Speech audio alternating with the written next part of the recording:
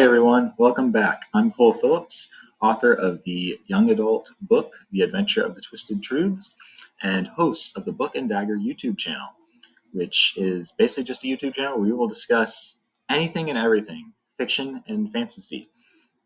Um, let's just jump right into it. Today, we are going to be talking. So, I want to make a distinction here before I continue. There are a lot of book characters that I like, and then there are characters that are well written. Today, we're going to be talking about, in my opinion, one of the best written characters. This character is not necessarily my favorite. However, I love well written characters. And this is, in my opinion, probably the best well written character in all fiction and fantasy. Now, if y'all have a favorite best written character in all of fiction and fantasy, please let me know. Please put it in the comments. Comment who your favorite best written character in all fiction and fantasy is, just in terms of who you think has the best arc, the best character growth. Just please comment that person. I would love to, if it's somebody I'm not aware of, I would love to research and learn more about them. If it's somebody I know of, I probably will do a video on them in the future. So we're going to just go and jump right into it. I think I'm going to make the argument for why Randolph Thor from the Wheel of Time is the best well-written fantasy character. Now, for those of you, there's probably going to be three groups among you who are watching this video. Those of you who have read the books and are massive Wheel of Time fans. Those of you who have never even heard of the Wheel of Time. And those of you who have not read the book, have heard the Wheel of Time, have not read the books, but have watched the Amazon TV show, which no comment from me on that. I'm just gonna, as a Wheel of Time reader who's read the books, no comment. Anyway, moving on. So I'm gonna go. There's gonna be slight spoilers in this video for those of you who have never even read the Wheel of Time.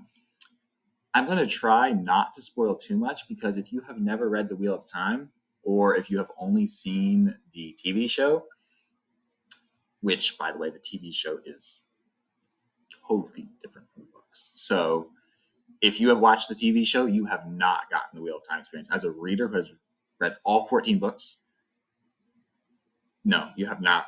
You have not gotten the Wheel of Time experience. You need to read the books. So my hope is that with this video, I can not spoil it too much, and you'll be interested in reading the books, and you'll read the books. And once you pick up the first book, you will be sucked in, and all 14 books will fly by in no time. So anyway, without further ado, I'm going to instantly go into my argument of why Randolph Thor is the best written character in all of fiction. So the Wheel of Time starts out.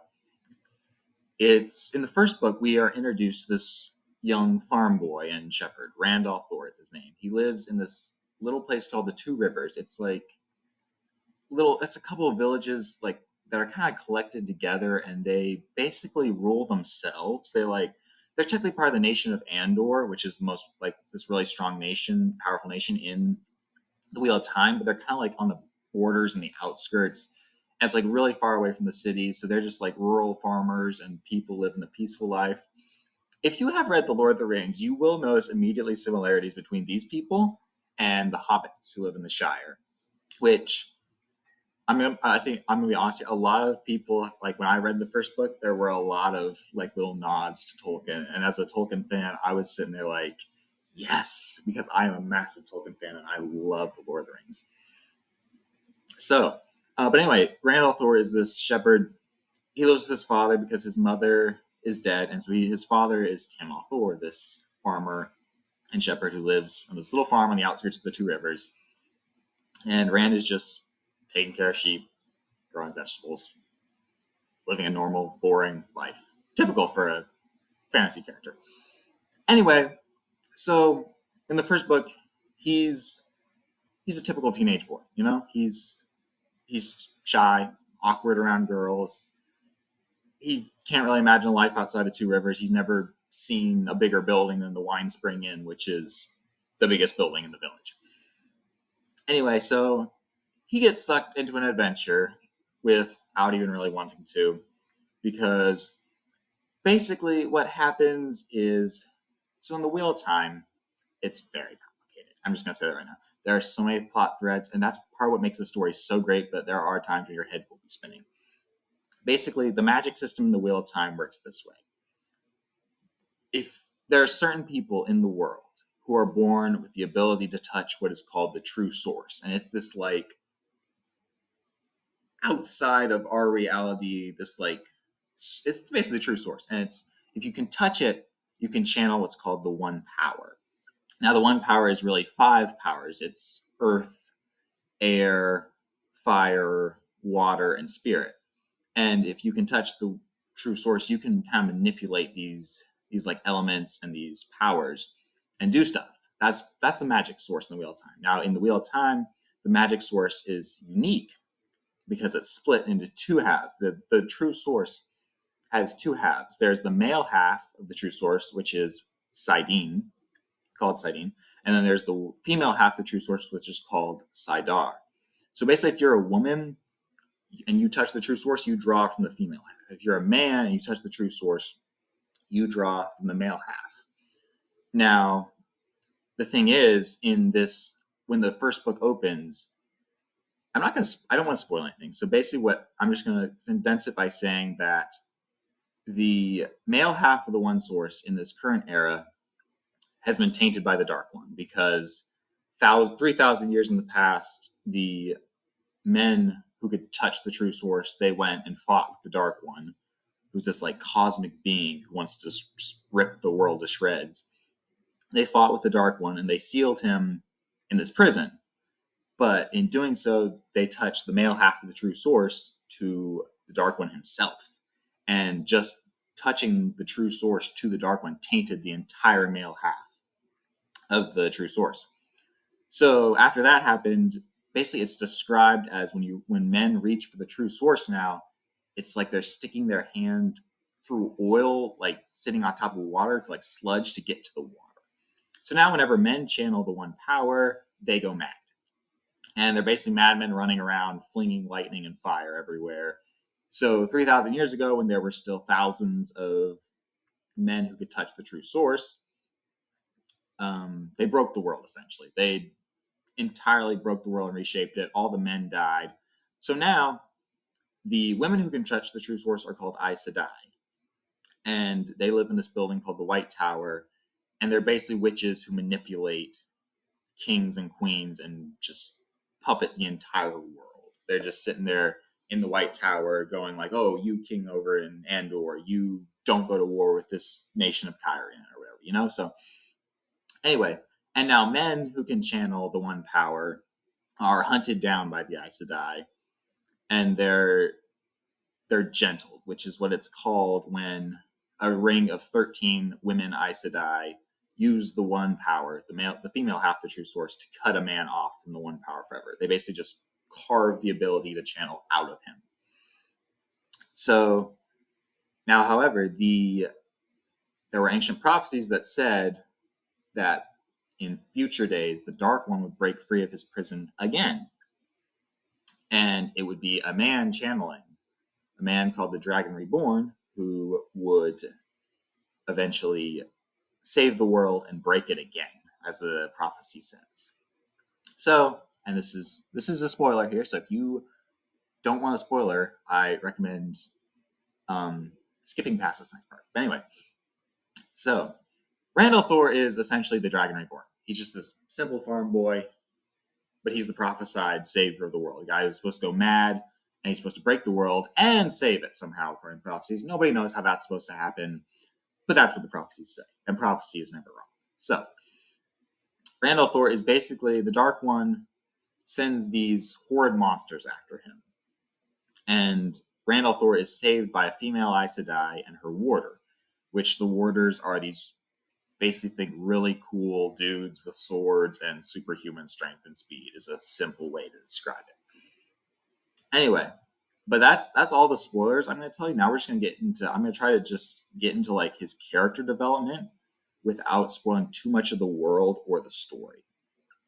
So basically, in the first book, you have, like I said, Randall Thor is shy, timid, awkward around girls, and he's scared because by the end of the first book, he's realized he can touch the male half of the true source and he can channel the one power. And so now he's like, oh shoot, I'm gonna, like, all the nations of the world, the Aes Sedai, they're all gonna hunt me down. I'm basically a fugitive. So he's scared. He doesn't know what he's supposed to do. The second book, he is still scared. He doesn't know what he's supposed to do. He's terrified of the Aes Sedai. He's terrified he's going to be gentle because he has no idea what that's going to feel like. But he's heard it's awful and that men who are gentled eventually just give up. They just don't care about life anymore. They just die. So he's terrified. But it turns out the Amerlin Seat, who is the head of the Aes Sedai, she tells him, actually meets up with him and tells him, hey, look, we think you're the Dragon Reborn. We're not going to gentle you.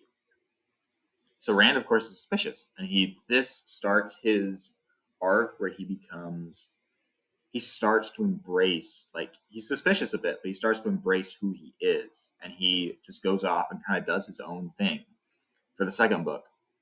And by the end of the second book, he's gone through a lot of like inner turmoil and conflict, but he's kind of embraced who he is, and he's like, okay, he's kind of reluctant now. He's kind of like, okay, I'm the Dragon Reborn. There's nothing I can do about it. I'm gonna accept my fate. The third book, he starts to fulfill some of the prophecies of the dragon, and by this time, this gives him a little more confidence. First book, he was scared, terrified. Second book, he's starting to embrace who he is. By the third book, he fulfills a major prophecy, and so that gives him more confidence. And he's like, okay, I might be able to do this. He's still a little nervous. He still doesn't have much idea how to control the one power, but he's learning. He's learning how to control the one power. He's fought battles against like horde monsters, and he's like, I think I can do this. In the fourth book, we see this even more. Because in the fourth book, Rand goes on, he fulfills even more prophecies. And he's starting to gather people who are supporting him, people who are acknowledging that he is the Dragon Reborn. And so they're all coming to him. A lot of people are coming to him, and they're like, yes, we support you. And Rand now begins to get a little cocky. Which, as you know, they say, pride goes before a fall, because in the fifth book, he makes some major slip-ups. He does some, I'm talking major slip-ups. He has a lot of support, a lot of people, and he angers some Aes Sedai who basically do some terrible, they like kidnap him and they torture him, do some terrible things to him. And that really starts basically after that, after book 5, Rand just does not, because like a lot of the Aes Sedai do support him, but half of them also don't support him. So there's like this split between the Aes Sedai. Half of them are like, we're going to support him. The other half are like, no, we need to put him on a leash. We need to gentle him. We need to control him. And those Aes Sedai are the ones who kidnap Rand. And after that, Rand's character, he changes entirely. In the first like 4 books, he had like he smiles, he laughs, he still hangs out with his friends. Like, yes, he's terrified, he's going to go mad and hurt them, but he also like cared for them. Like, he showed them he cared for them. He smiled, he laughed, he tried to make jokes. By the time the 5th book rolls around and the Aes Sedai do this to him, Rand is starting to lose it. He begins to hear voices in his head. He just doesn't trust anybody. Like his fights with his close friends. He's just, after the Aes Sedai kidnap him and torture him, he just doesn't trust anybody. And this continues and only proceeds to get worse for the next couple of books as Rand faces more and more challenges and realizes he is going mad because he's hearing the voice of people in his head trying to tell him what to do. He becomes more cold. He becomes more distant. Like I said, he doesn't trust anybody. And he basically he develops this mindset of like, I'm the only one who can save the world. I need to be steel, iron. I need to be stone. I cannot show emotions to people. I need to be a symbol that people look up to and they fear and respect me. Basically, that proceeds until from book 5 to book 11 and just proceeds to get worse. And Rand's friends try to help him, and they're like, Rand, you cannot be this. You need to show emotion. You need to care about people around you. You need to have feeling. And Rand's just like, no, I'm going to die. I need to embrace my death and just be this stone symbol. And people need to fear and respect me.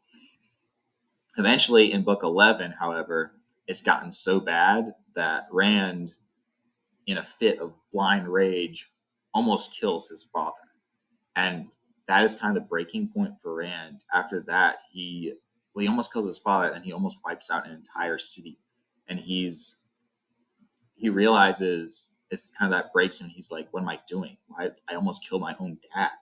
So in despair, he goes to Dragonmount, which is this basically the tomb of Louis Theron Telamon, this ancient hero in the Age of Legends who sealed the Dark One but also brought the taint. And he sits, it's the tallest mountain in the world, and it's just, he goes to the peak, and there's just storms raging around him and wind whipping at him and snow falling. And he just kind of sits there, and he's like, what even is the point of it all? Like, why am I... At this point, Rand has gone through... He's lost a hand. His eyesight is leaving him. He's going mad. He's nearly killed his father. He almost killed his lover. He has suffered a lot of like mental and like physical pain. And so he's just sitting, and the crazy thing is, a lot of people don't even appreciate. A lot of people in the world are still just like, oh, he's a dangerous person. He's to be hunted down and killed because he's a man who can channel. And so Rand just like sits on the peak of the mountain and is like, why am I doing this? Like, what even is the point? Like, there are so many times I should have died, but somebody stepped in and saved me. And so he basically calls out to the light in the crater, and he's like, why are you doing this to me? Like, why have you let me live this long? Like, why am I still alive? Just let me die. And he hears, and at that moment, the voice inside his head suddenly speaks to him and basically says, you've been given another chance. Yes, you've messed up in the past. The reason you're alive is because you've been given another chance. You can make it right. At that moment, it kind of clicks with Rand, and he's like, okay.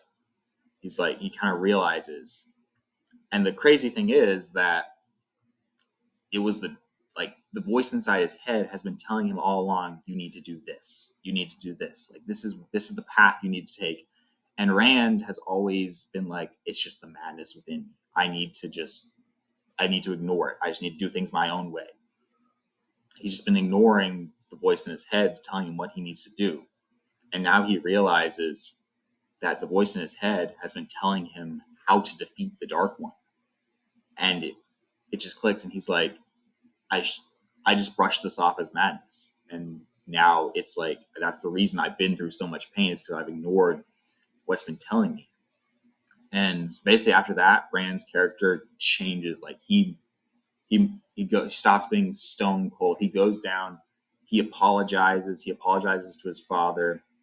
He embraces his father, and in a very moving scene, he cries for like the first time in 7 books or something. It's the first time you see him show any emotion, and it's him embracing his father and weeping. And that scene is just, it tugs at your heart.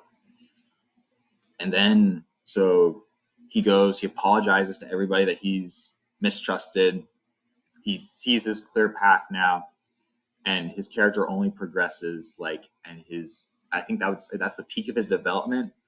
But he just becomes wise. He accepts his fate, but he also understands.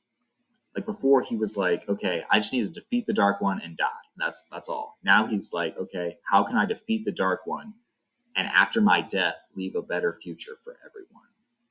And I just, seeing that happen over 14 books, watching his character just watching him grow as a person, watching his arc just go from like ups and downs.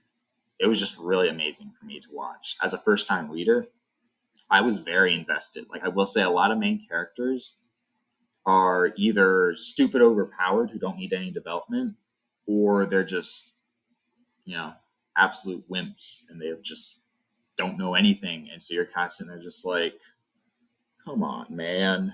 But anyway, So I really loved Rand's character. You just feel invested in his journey when you read the books, and he's the main character for a reason. But yeah, so that's my argument for why Randolph Four is the best written character in all of fictional history, and just the amount of investment that was put into his story throughout those books. Literally 14 books of character development of him just going like through ups and downs. You watch him laugh, you watch him cry, you watch him get angry. You you see it, you see his thoughts, you know what he's thinking, and it's just Robert Jordan just nailed his character perfectly, as he does with all the characters in the Wheel of Time. Honestly, the Wheel of Time is honestly an amazing book series because there are literally hundreds of characters, and you get glimpses inside almost the heads of almost every single one. Like you will see at some point or another, you will see every single named character. You will get a glimpse inside their head, and you will see how they think, what their goals are. Like you just get kind of what they want in this life. And Randolph Thor is just the pinnacle of peak writing. So yeah, that's why I think is the best written character in all of fiction fantasy. And if you have any thoughts on this video, or if you want to tell me your favorite character, like best written character in the comments, please do that. Um, please like and subscribe if you like this channel. It would really help me out. And I hope to see you guys soon. So have a good one.